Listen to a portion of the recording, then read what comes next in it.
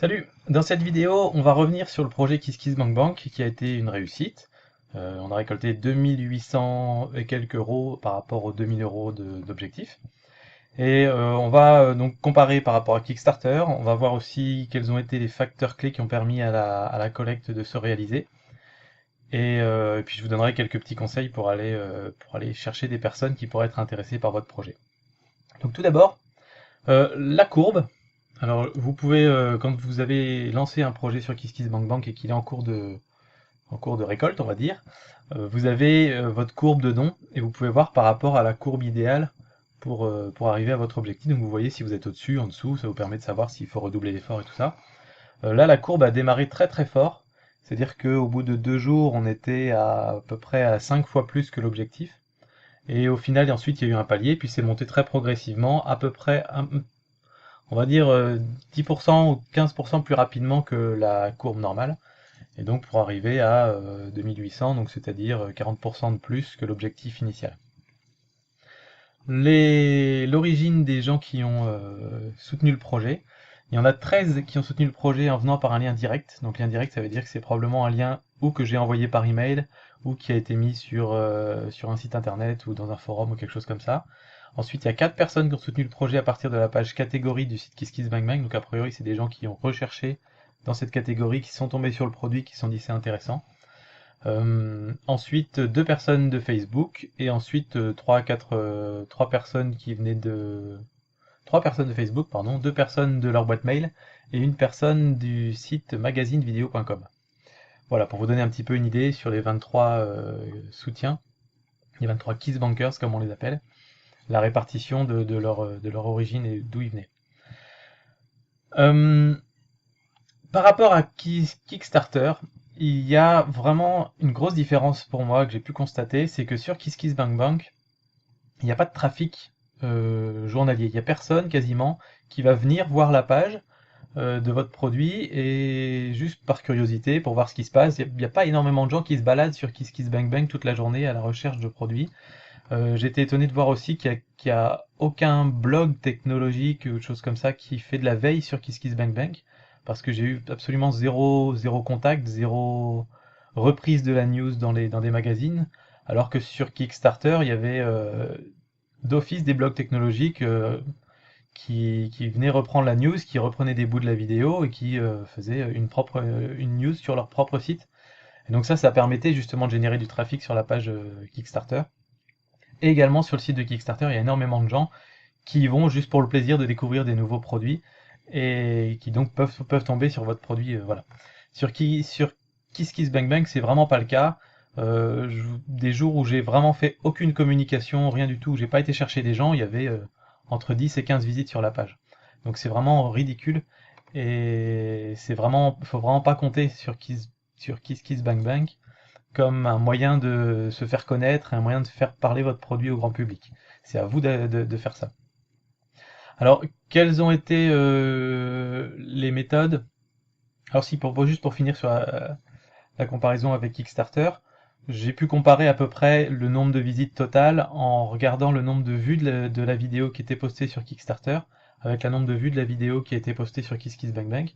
Sur Kickstarter, on était aux alentours de 20 000 vues de la vidéo en 3 semaines. Là, la campagne était de 3 semaines également. Et là, en 3 semaines, on était à moins de 1000 vues, donc à peu près 900 vues. Donc ça veut dire qu'on a au bas mot 20 fois plus de vues sur Kickstarter que sur KissKissBankBank, sachant que sur Kickstarter, j'ai fait beaucoup moins d'efforts pour faire parler du projet. Donc ça peut être encore plus que ça.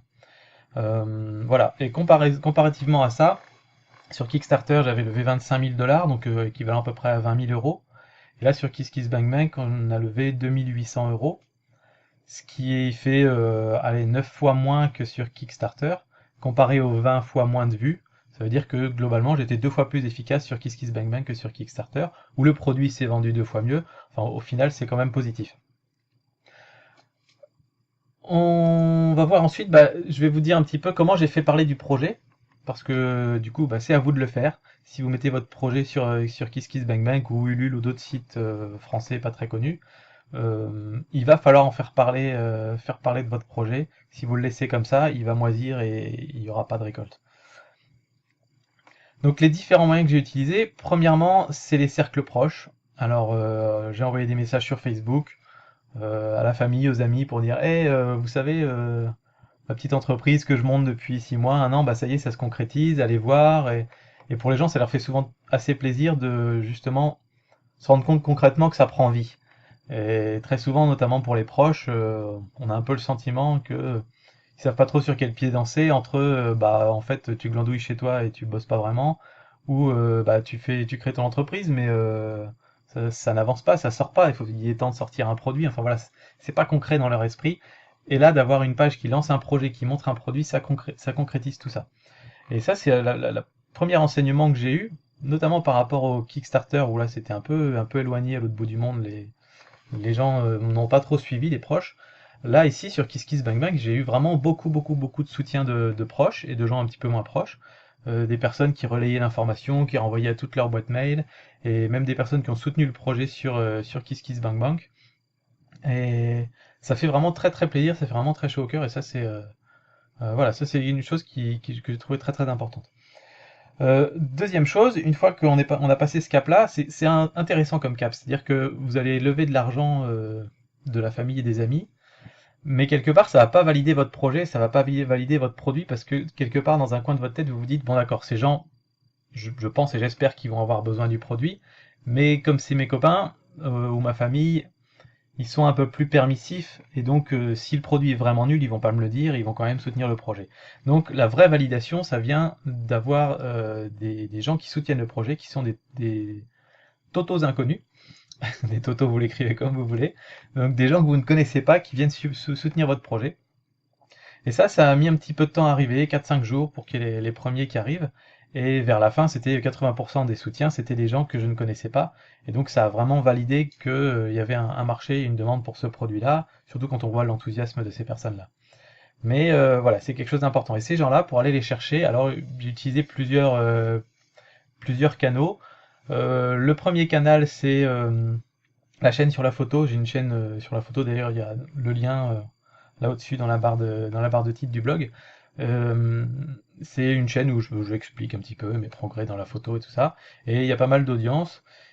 Et donc bah, j'ai balancé le projet là-dessus. Je leur ai expliqué un petit peu quelle était ma démarche, voilà, que c'était mon entreprise au quotidien. Et il y a quelques personnes qui m'ont soutenu, qui ont relayé un petit peu l'information. Donc je pense qu'il y a des personnes qui sont venues par ce biais-là. Ensuite, j'ai été posté aussi sur des forums sur lesquels je suis assez présent, notamment le forum GoPro.fr, enfin le GoProForum.fr, où j'ai été assez présent pendant un moment, un petit peu moins ces derniers temps. Là encore, il faut être très vigilant. Alors si c'est un forum sur lequel vous êtes très présent, vous pouvez vous permettre de mettre un petit message gentil, vous savez comment vous adresser aux autres de toute façon, en précisant que vous lancez votre boîte et que c'est votre projet et que si ça les intéresse, ils peuvent venir soutenir le truc. Normalement, ça passera sans problème. Par contre, je suis allé voir je suis allé déposer des messages sur d'autres forums. Là, des forums sur lesquels je n'étais pas présent. Par exemple, le forum du magazine de la vidéo, le forum, enfin d'autres forums sur la vidéo, sur les gens qui font des films et tout ça, qui peuvent être très intéressés par ce type de matériel, des stabilisateurs de caméra. Et là, il faut vraiment y aller avec des pincettes. C'est-à-dire, vous pouvez pas débarquer, créer un compte et balancer votre truc en disant salut, allez soutenir mon projet. Ça, c'est super mal vu. Quand on est sur un forum, on est un petit peu en clan, il y a des règles à respecter, et c'est des relations amicales quasiment qui naissent là-dessus. Donc il faut y aller vraiment avec beaucoup de doigté. Moi, ce que j'ai préféré faire, c'est contacter l'administrateur de chaque forum pour leur dire voilà, je suis très intéressé par votre forum, je me mets à la vidéo, et d'ailleurs j'ai créé un accessoire et tout ça pour ma marque, je voudrais en parler sur votre site, est-ce que c'est possible, de quelle manière, dans quelle section, etc. Et comme ça, on est plus facilement guidé, et si dans la discussion il y a des personnes qui disent ah encore un qui vient faire sa pub, on peut toujours rétorquer que on nous a gentiment guidé dans cette section-là et qu'on a posté au bon endroit, et là ça passe beaucoup mieux parce qu'il y a l'aval de quelqu'un. Et voilà, donc ne pas poster des messages sauvages, c'est en général très mal vu et très mauvais pour votre publicité, surtout si c'est votre cœur de cible et que vous allez essayer de les recontacter par la suite. Et enfin, troisième piste, c'était de contacter des blogs spécialisés ou des sites spécialisés. Donc là, les numériques, le magazine de la photo, et puis des blogs sur la vidéo en général. Et là, je leur ai envoyé un email en me présentant, en essayant de rester un petit peu humble, en disant voilà, je lance ma boîte, c'est un produit made in France, contrairement à tout le reste qui se fait sur le marché. Donc voilà, si vous pouviez relayer l'information, ce serait sympa. Un tweet, un article de blog, voilà. Donc j'ai eu quelques articles de blog comme ça, et ça a aussi ramené quelques Kiss Bankers sur le projet. Donc voilà un petit peu tout le panel que j'ai utilisé. Il faut aussi être très très à l'écoute des personnes, c'est-à-dire qu'il y a des personnes qui m'ont contacté pour dire bah c'est sympa mais je trouve qu'il manque telle information ou tel truc donc je peux pas me décider. À ce moment-là on fait une mise à jour sur le projet, on rajoute une petite vidéo pour expliquer, pour voilà. Il faut vraiment être très très réactif, montrer qu'on est conscient que c'est pas encore parfait et qu'il y a encore des choses à améliorer. Et puis bah l'un dans l'autre, ça s'est fait comme ça progressivement et on est arrivé donc à ces 2 873 € collectés. Que dire de plus? Une fois que la campagne s'est terminée, ça a pris environ 10-12 jours pour avoir le virement effectif. Et ben voilà, j'ai fait tous les envois avant Noël comme prévu, comme promis. Et puis ben voilà, c'est chouette, c'est un bon lancement. Euh, donc par rapport à ce que j'imaginais au départ de KissKissBankBank, je vous dis j'étais un petit peu déçu par le côté faut vraiment aller chercher tout le monde, il n'y a quasiment pas de trafic intrinsèque sur le site. Ça c'était un petit peu une déception de mon côté. Par contre au niveau organisation c'est vraiment tip top, tout est vraiment clean, c'est même plus pratique que Kickstarter à utiliser je trouve. Le virement se fait tout de suite, il n'y a pas de problème, il n'y a pas d'intermédiaire, c'est vraiment très très simple et ça se fait tout seul.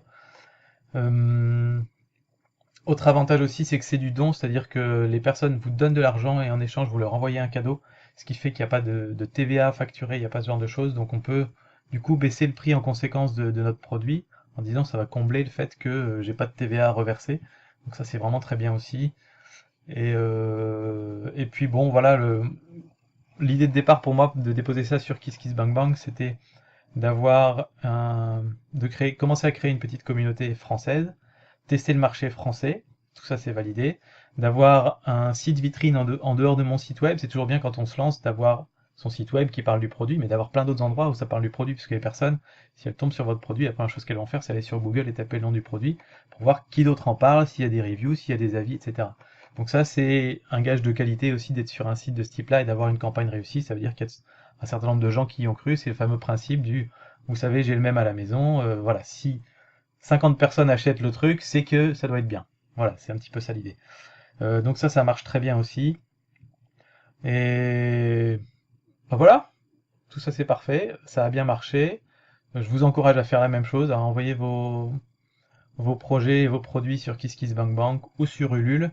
C'est les deux gros sites français. Et puis moi je vous dis à bientôt dans une prochaine vidéo. Allez, salut!